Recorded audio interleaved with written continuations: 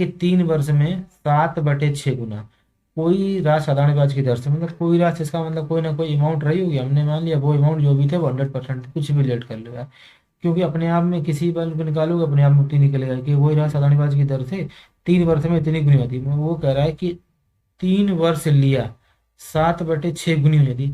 इस टाइप के क्वेश्चन को हम क्या करेंगे, बहुत आसानी से सॉल्व करेंगे।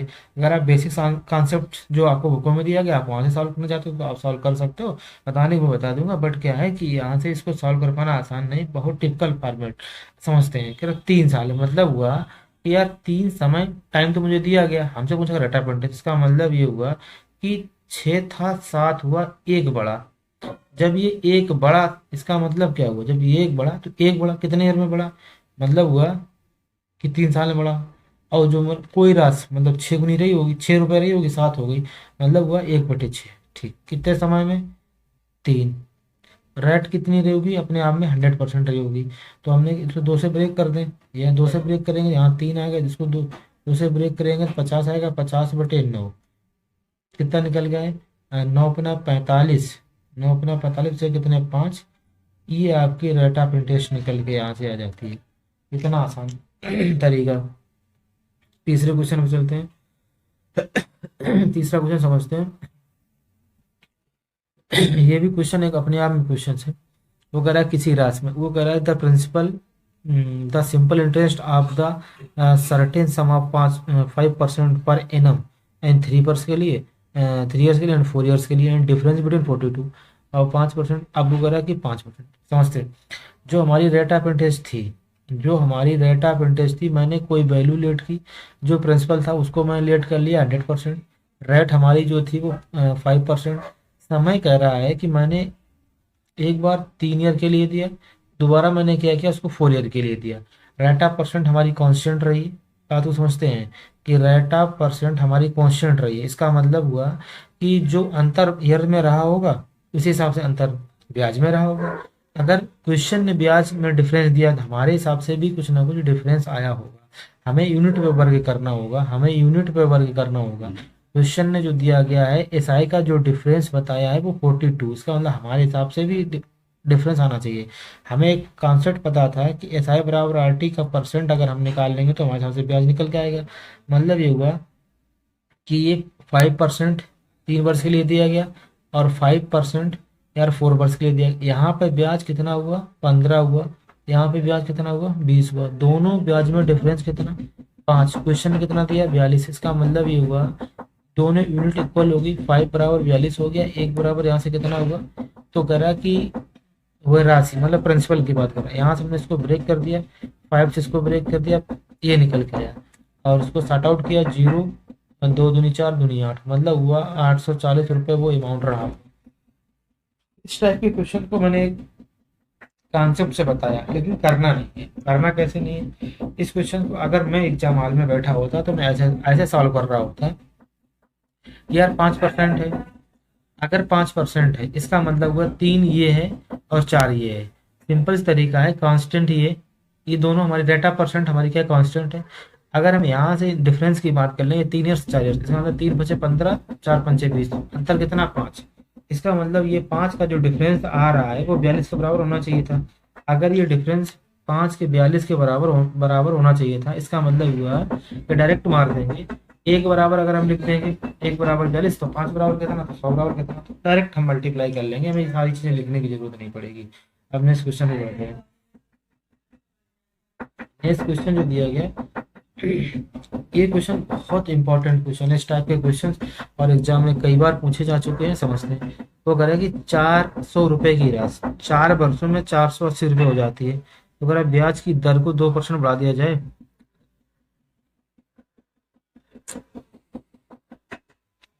ये चीज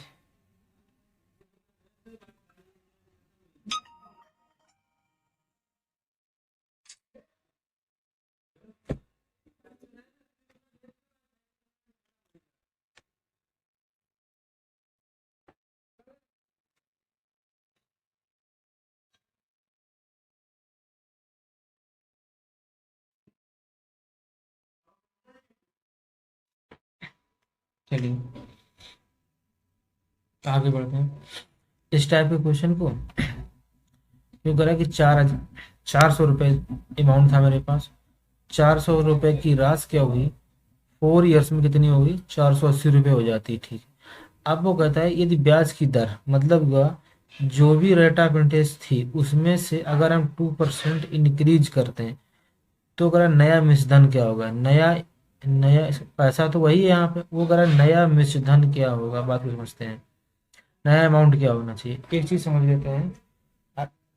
टाइम आपका कांस्टेंट है, प्रिंसिपल भी आपका कांस्टेंट है, दोनों चीजें कांस्टेंट है। इसका मतलब हुआ कि जितने percent rate of percent increase होगी, जितना भी परसेंट अगर यहाँ से टाइम इक्वल है, टाइम आपको कांस्टेंट है, प्रिंसिपल भी कांस्टेंट है, इसका मतलब जितने परसेंट रेट इंक्रीज होगी, जो रेट ऑफ इंटरेस्ट जो इफेक्ट डालेगी वही जितना परसेंट हमारा रेट ऑफ इंटरेस्ट इंक्रीज हो जाएगा, इसके अपेक्ष में जो भी ब्याज बनेगा वही मेरा एक्स्ट्रा आएगा। पहली चीज तो ये हो गई।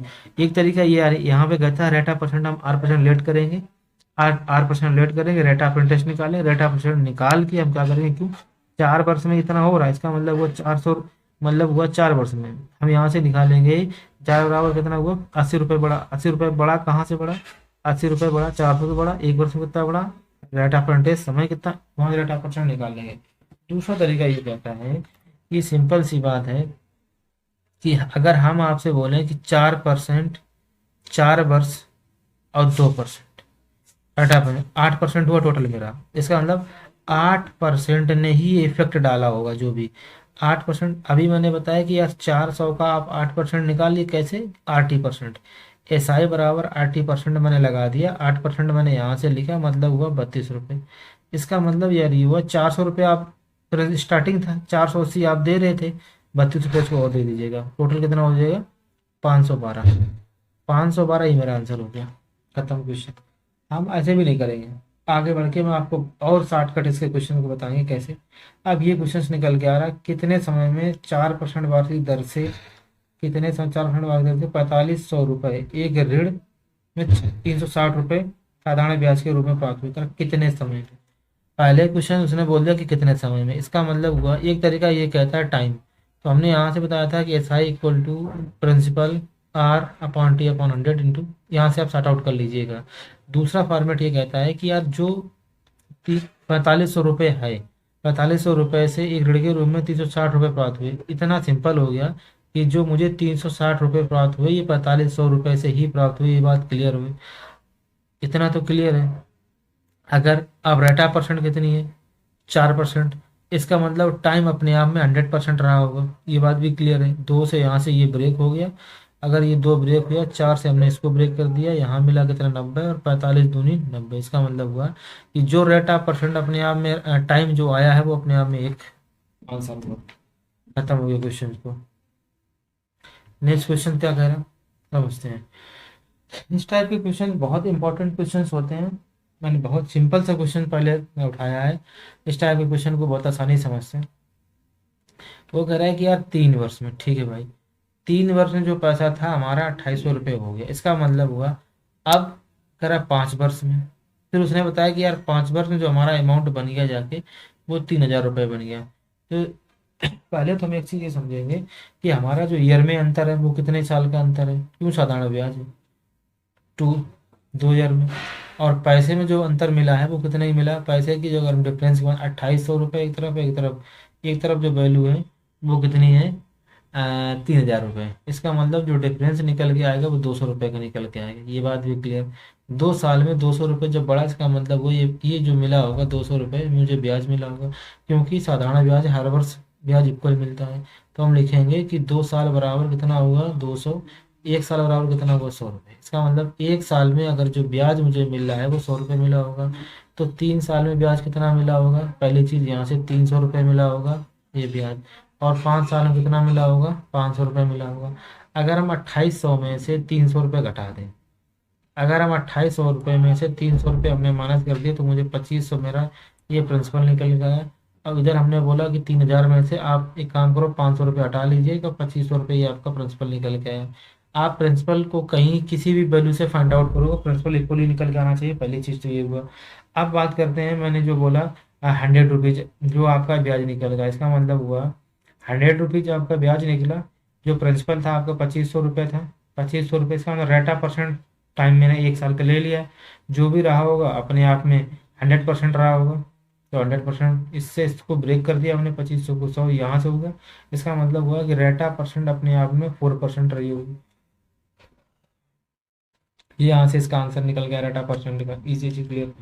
अब जो नेक्स्ट क्वेश्चन आने वाला है, ये भी अपने आप में एक अपना एक नया रोल अदा कर रहा है। देखो कैसे, वो कह रहा है कि 3 वर्ष में, कह रहा है यार 3 वर्ष में किसी राशि को, जो राशि थी उसको मैंने 100% रिलेट कर लिया, जो भी अमाउंट है 100%, किसी राशि को निश्चित रूप से दिया जाता है, यदि साधारण ब्याज की वार्षिक दर 4% कम होती है। इसका मतलब पहले कुछ ना कुछ रेट रही होगी, कुछ ना कुछ रेट रही होगी।